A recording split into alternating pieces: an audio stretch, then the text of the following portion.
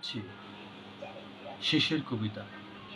লিখেছেন কবি রবীন্দ্রনাথ ঠাকুর।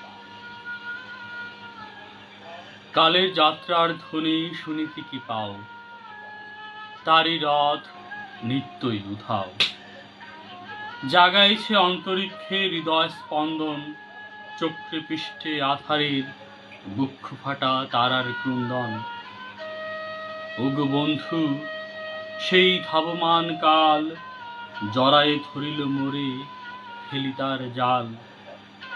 তুলিয়া দ্রুত রথে দুঃসাহসী ভ্রমণের পথে, তোমা হতে বহু দূরে, মনে হয় অজস্র মৃত্যুরে পার হয়ে আসিলাম।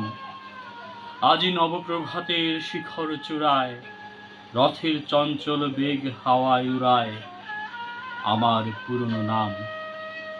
ফিরিবার